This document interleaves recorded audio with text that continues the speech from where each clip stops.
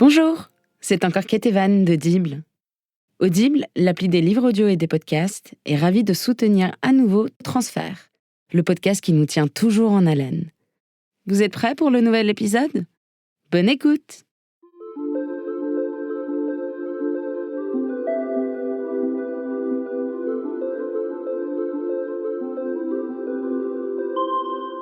Ça fait drôle de se souvenir régulièrement à quel point l'actualité, le monde autour, peut vous atteindre, susciter des colères qui vous ravagent, des tristesses qui vous minent, des dégoûts, des frustrations. Et vous êtes épuisé de voir le monde qui a tourné comme ça, mal tourné. Cette histoire de Ligue du LOL, des hommes dans les médias qui ont harcelé, insulté, menacé, agressé des femmes et qui ont gravi les échelons, pour certains. Ces femmes dans le journalisme, très souvent féministes, qui ont été abîmées, parfois détruites. On découvre l'ampleur de la violence. Et tout ce qu'on peut faire, c'est continuer de se battre. Mais pour recharger les batteries, moi j'ai une bibliothèque contre la colère, une bibliothèque antidote. Dedans, il y a Fun Home, le roman graphique d'Alison Bechdel. Il y a un roman de Jeanette Winterson, Pourquoi être heureux quand on peut être normal. Il y a Ariel, le recueil de poésie de Sylvia Plath. Il y a du Camus et il y a Le Petit Prince aussi. Et en images, il y a des livres de photos. Il y a Coup de foudre à Notting Hill, Will Hunting, Serge le Mito aussi, et Nanette, le spectacle de stand-up d'Anna Gatsby. C'est ma bibliothèque d'autres mondes et d'autres regards. Et le reste du temps, il y a aussi toutes les histoires, et les histoires vraies, comme celle racontée dans Transfert. Celle d'aujourd'hui et celle de Cédric, c'est une histoire d'arnaque, au micro d'Agathe Le Taillandier.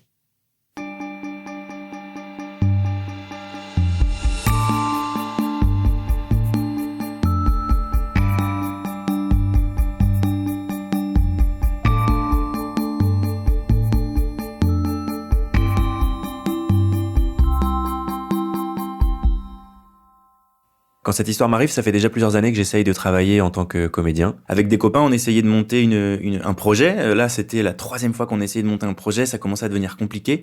Je me rendais compte que j'avais de moins en moins envie d'y être parce que ça me parlait plus, que j'avais plus vraiment envie de jouer ce qu'on me demandait de jouer. Et là, du coup, j'étais vraiment dans une phase où je me posais beaucoup de questions à ce moment-là. Et donc là, j'avais pris cette décision de partir pendant 2 mois hors de Paris parce que j'ai besoin de partir de Paris aussi à un moment donné, de couper, de souffler et de retrouver aussi un peu mes racines, quoi, là où j'ai grandi, ma famille. Alors il se trouve que j'avais trouvé quelqu'un pour saouler mon appart qui m'a mis un faux plan. Je me suis retrouvé en galère. Genre 1 semaine avant de partir, j'avais personne. J'ai remis des annonces sur Facebook et tout, et là il y a cette dame qui me contacte. Et qui m'envoie des messages pour me dire « Coucou, je suis super intéressé par ton offre. Est-ce que je peux t'appeler tout à l'heure ? Là, je suis entre 2 répètes.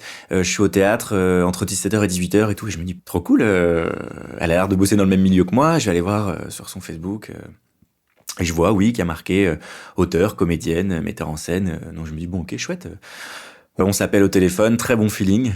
Je suis un peu rassuré à ce moment-là parce que je me dis, bon, elle a l'air de faire l'affaire et j'ai personne d'autre sous la main. Je l'entends déjà souriante au téléphone, solaire, lumineuse, enfin un truc vraiment très très cool qui fait que ça participe au fait que le courant passe très très bien entre nous.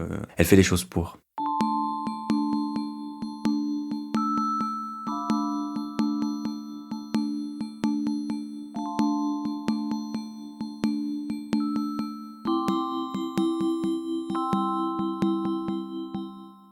Donc le lendemain, on se donne rendez-vous chez moi. Ça se confirme. Elle est toujours aussi chouette, aussi sympa que ce que j'ai entendu d'elle au téléphone.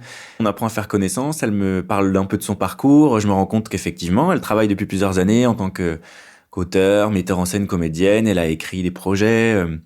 Et là, elle me sort une liasse de billets qui correspond à la somme que je lui ai demandé. Donc je me dis, bon, bah écoute...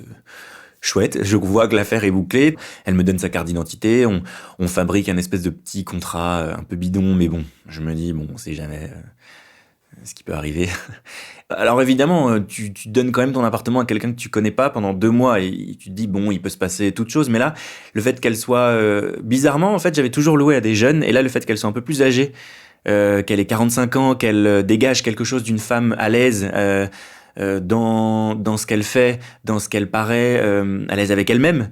Elle est très bien. Je me suis dit, ok, elle dégage une confiance assez naturelle, un petit charisme. Et ouais, vraiment, j'ai eu confiance. Je lui parle de moi, forcément, je lui parle de mes expériences, de mon profil, et en fait à ce moment-là, elle me dit qu'elle est sur une pièce et qu'il lui manque un comédien. Donc elle me dit, bah écoute, tu me rends un grand service, moi, si tu veux, on peut discuter, je peux t'envoyer la pièce, si ça t'intéresse, tu viens faire une lecture, et puis on voit, ça se trouve, le rôle, il peut être fait pour toi. En plus, c'est un super projet avec lequel j'ai l'habitude de tourner.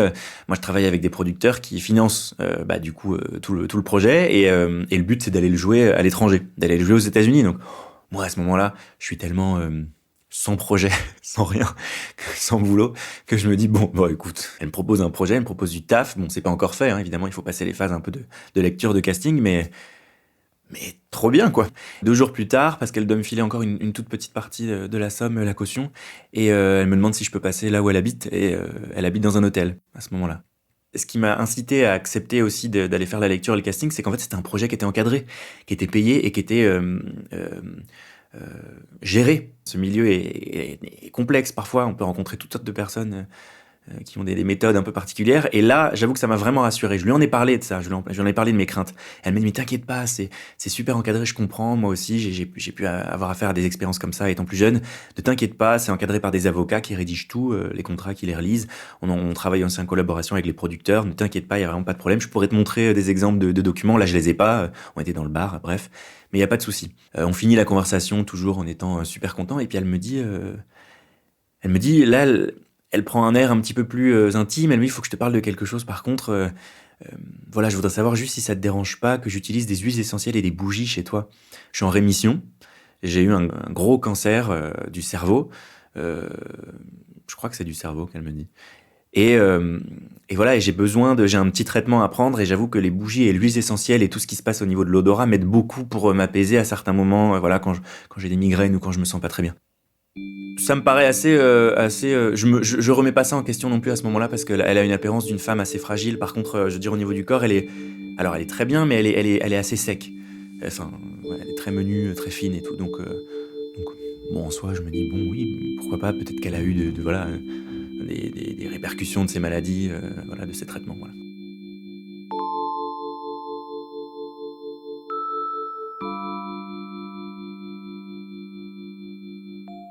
Je suis invité du coup à la réunion, la fameuse réunion. Je rencontre le metteur en scène et les autres membres de la troupe, et déjà, ce qui m'a frappé à ce moment-là, c'est que j'ai découvert une autre facette de Stéphanie, qui était celle d'une femme autoritaire et directive.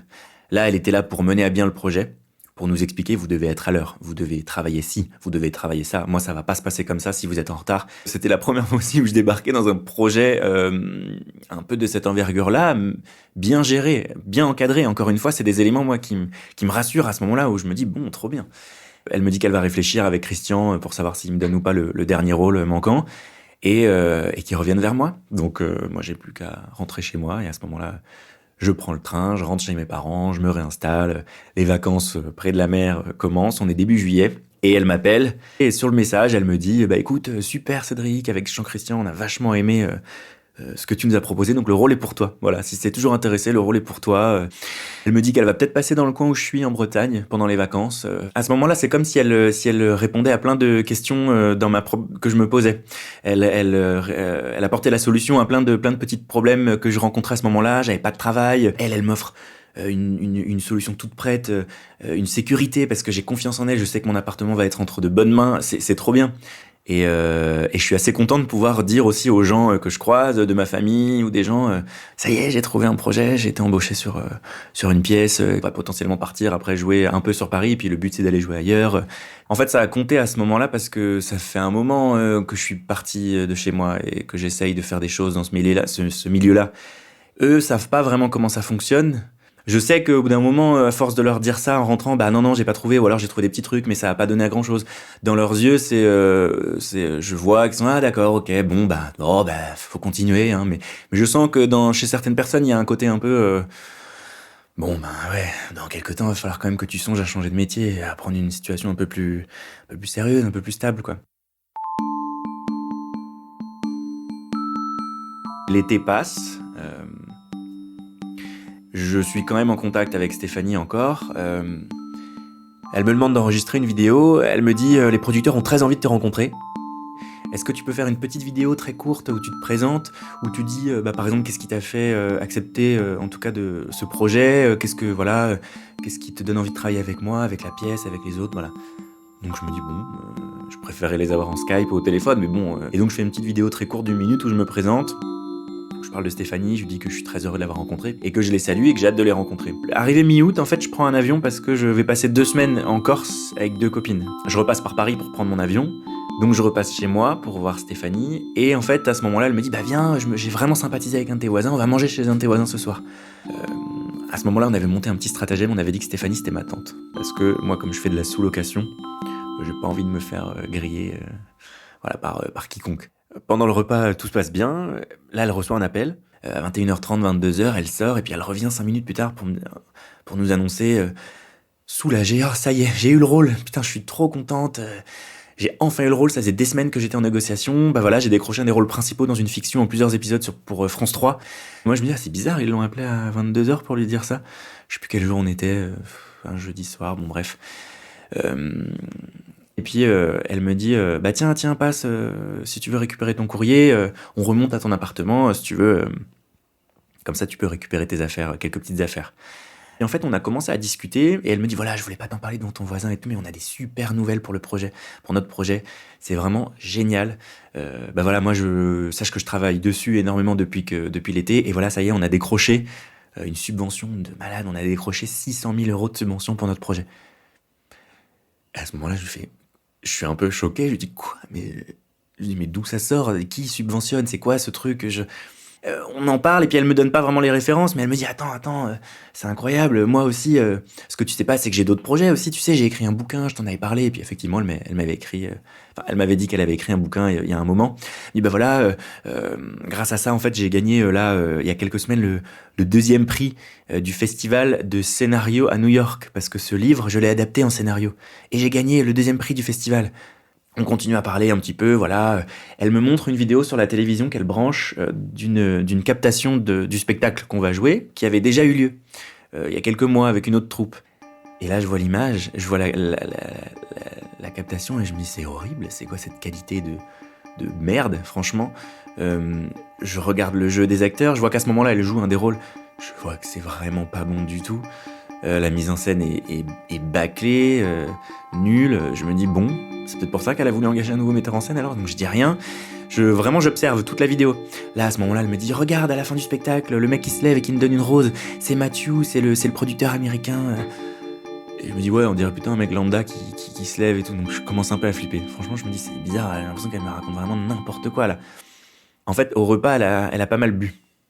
Et j'ai l'impression que l'alcool l'a un peu désinhibé. Et elle a fini en me disant tu sais, comme je peins et que je dessine, je me dis ah oui, il y a ça aussi, bref. Je me dis voilà, regarde l'enveloppe, et je vois qu'elle avait posé une enveloppe là où il y a des dessins. Et elle me dit en ce moment j'expose à New York et à Shanghai. Je me dis ah d'accord. Et ce qui est encore plus ouf, c'est que là j'ai un pote qui s'occupe pour moi de ça. Et regarde, il m'a envoyé une photo, regarde qui vient de m'acheter une toile. Et elle me montre la photo. Et je vois Brad Pitt en train de signer une signature sur un de ses dessins. Et là, j'ai envie de rigoler. Et je me dis non, c'est pas possible. Là, c'est une grosse mytho, c'est pas possible. Parce qu'en plus, en plus de ça, je vois très bien que la photo date d'il y a 20 ans, franchement, parce que Brad Pitt est très très jeune à ce moment-là. Il est vraiment très jeune, bref. C'est une autre personne que je découvre, en fait, elle est en train de me mentir sur plein de trucs, là, c'est juste fou. Je rentre dormir là où j'avais prévu de dormir à ce moment-là à Paris, chez ma cousine. Je prends l'avion le lendemain, j'arrive en Corse, et j'en parle assez rapidement à mes 2 amis là-bas. Et là, il y a une de mes 2 amies, je lui explique le concept de la photo de Brad Pitt, et vraiment, en 30 secondes, elle retrouve la photo sur Google. Par un procédé un peu de recherche inversée. Je suis un peu flippé à ce moment-là, je me dis qu'est-ce qu'il faut que je fasse, parce que là, on est mi-août, il y a encore à peu près 15 jours, bien 15-20 jours de location. Moi, je rentre pas avant début septembre, et je crois que je fais rien, en fait.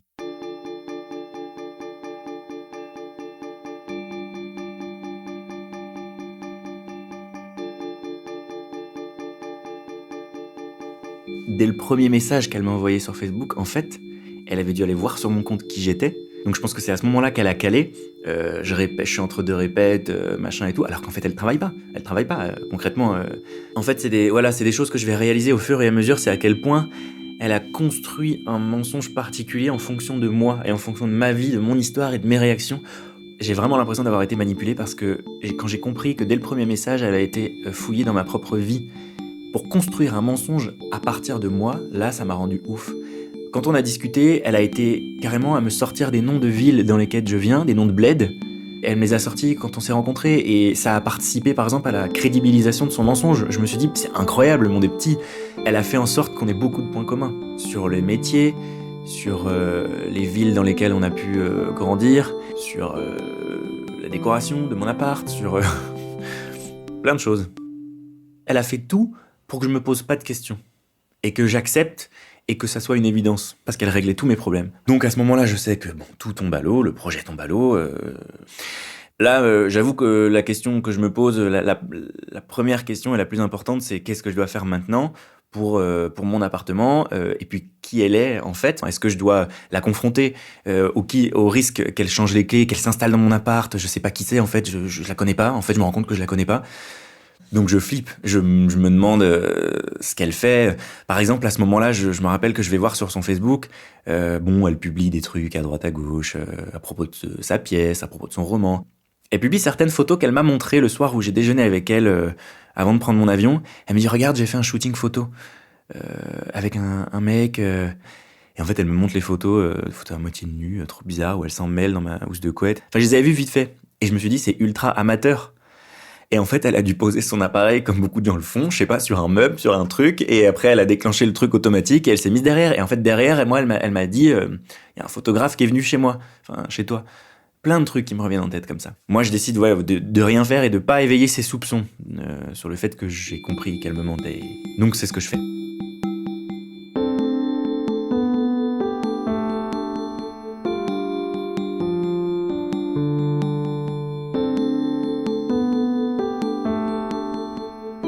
Finalement, je récupère mon appart, elle me donne les clés, elle s'en va, je me réinstalle chez moi, je remets mes affaires, je revois que tout est bien.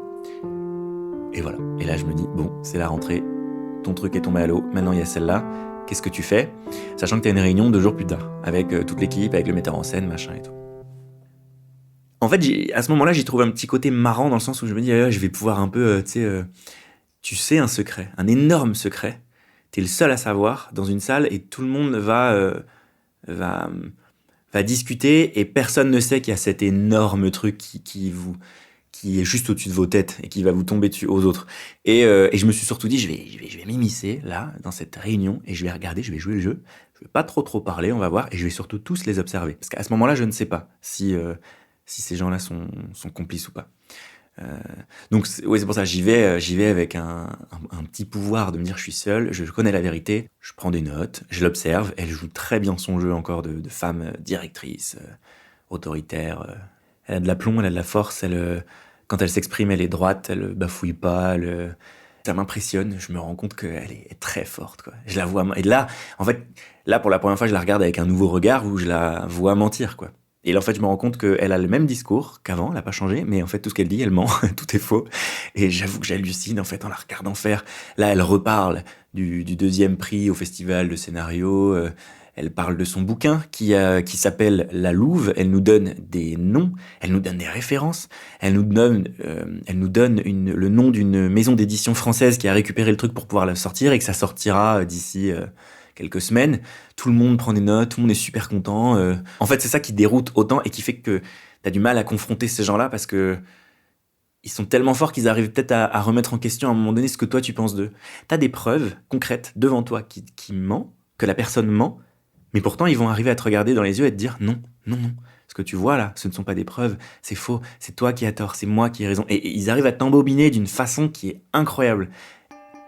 Le lendemain, je vais chez une de mes amies chez qui j'étais en Corse et elle tape son nom et là, il y a un statut qui paraît de quelqu'un qui date de 6 mois, 8 mois et qui dit attention, si vous rencontrez cette femme, Stéphanie, c'est une mythomane, c'est une grande folle, elle arnaque les gens, son projet est bidon, il n'y a pas de producteur, il n'y a pas de pièce, il n'y a rien, ne vous faites pas avoir, ne perdez pas votre temps avec elle.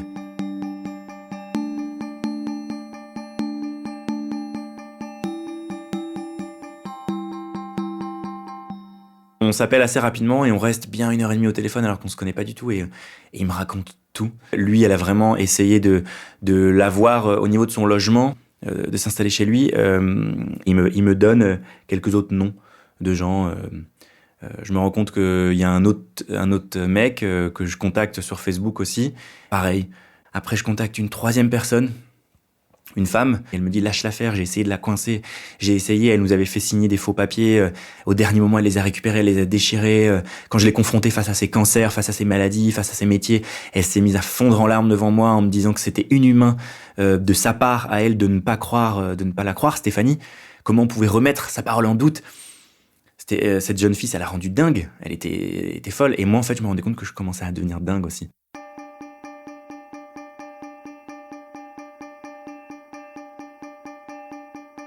J'aurais pu m'arrêter, en fait, quand j'avais eu un témoignage. Ben non, j'en ai trouvé un deuxième, j'en ai trouvé un troisième. Là où ça a pris vraiment une tournure beaucoup plus inquiétante, c'est quand j'ai appris, en fait, qu'elle avait été déjà condamnée par la justice.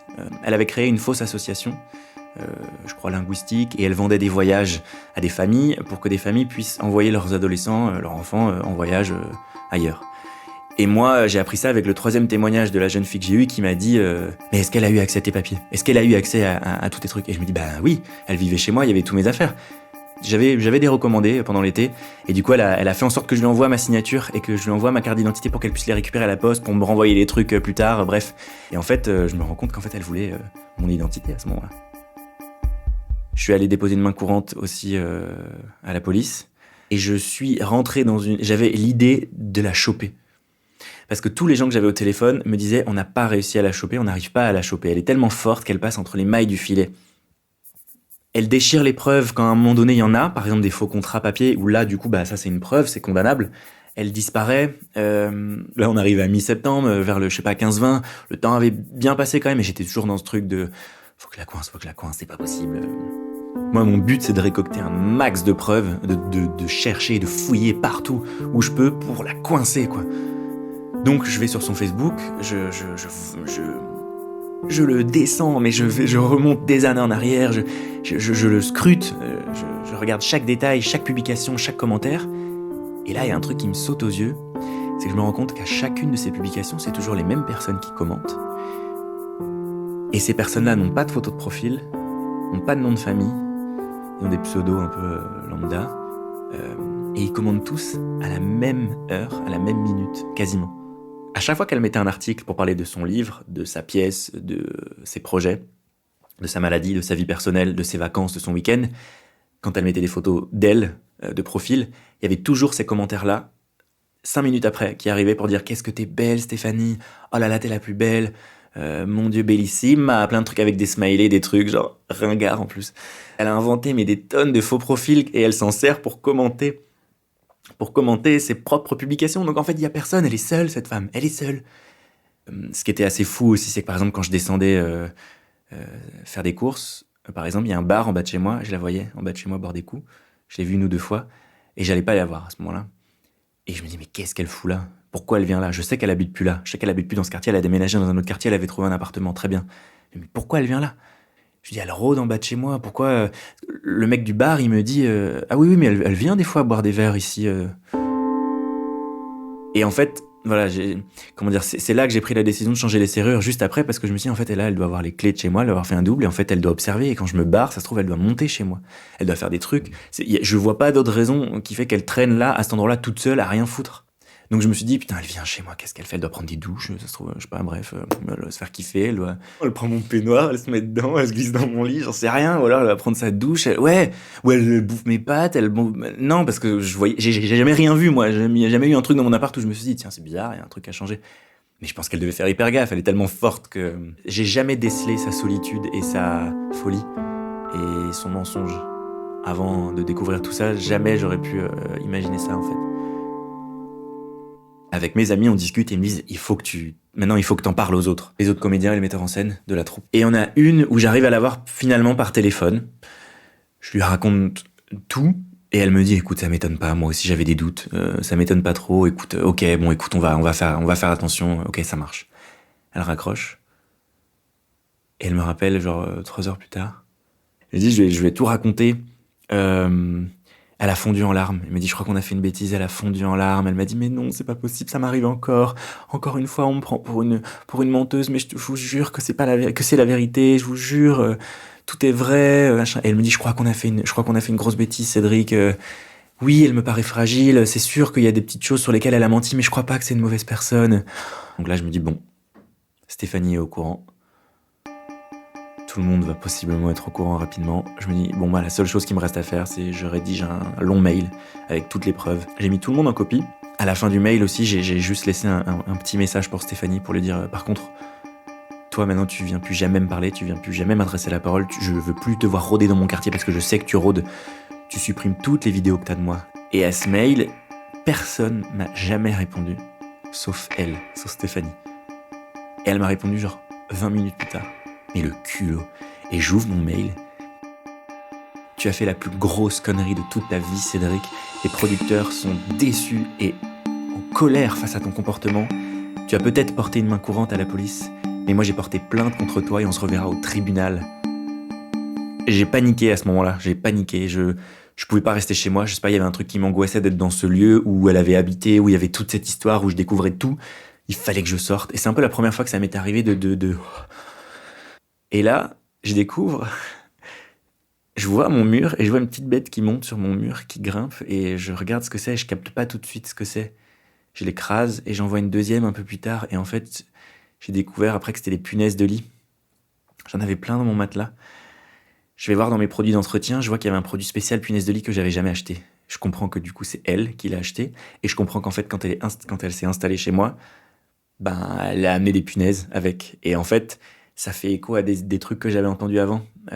On m'avait dit dans les témoignages, ouais, mais elle est sale, en fait, elle a 2 valises et elle met toutes ses affaires dedans. Les punaises, pour ceux qui savent, c'est un truc horrible à vivre, c'est vraiment abominable. Tu dois jeter la moitié des affaires de ton appart, tu dois tout laver, c'est un enfer. Et pendant ce mois-là, je me retrouve sans emploi, sans rien. Je vois le mensonge comme une énorme bouche qui avance et qui avale tout sur son passage. Toutes les émotions qu'elle va rencontrer. La peur, le doute, l'amour, la confiance, tout en fait. Son mensonge efface tout. Et on repart à zéro avec le mensonge qu'elle nous propose.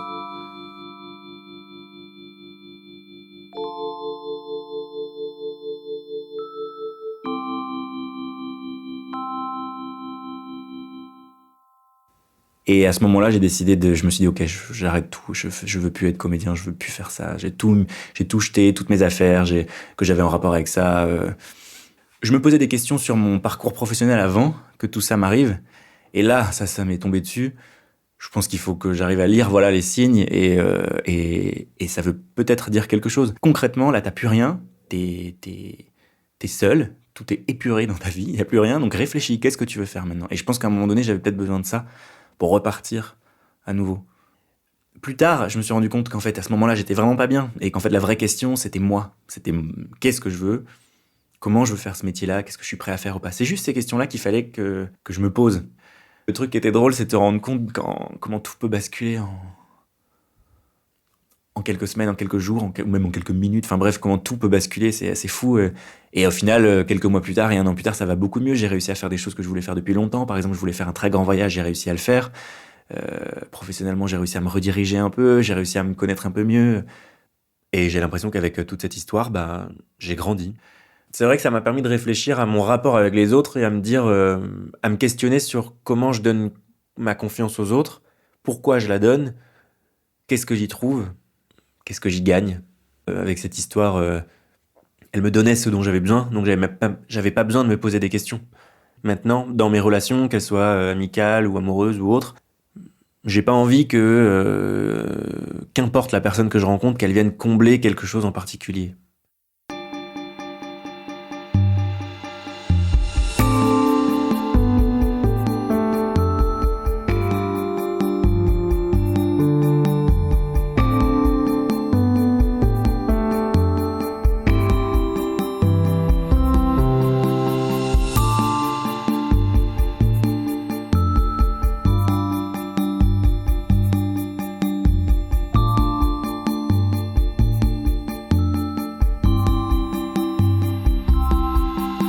Cet épisode de Transfert a été réalisé par Agathe Le Taillandier.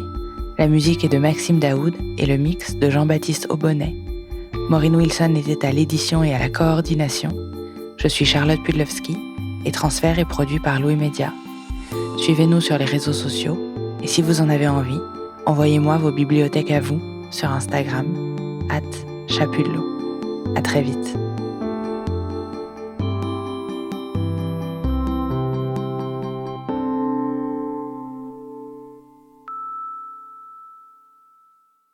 C'est encore Ketevan d'Audible.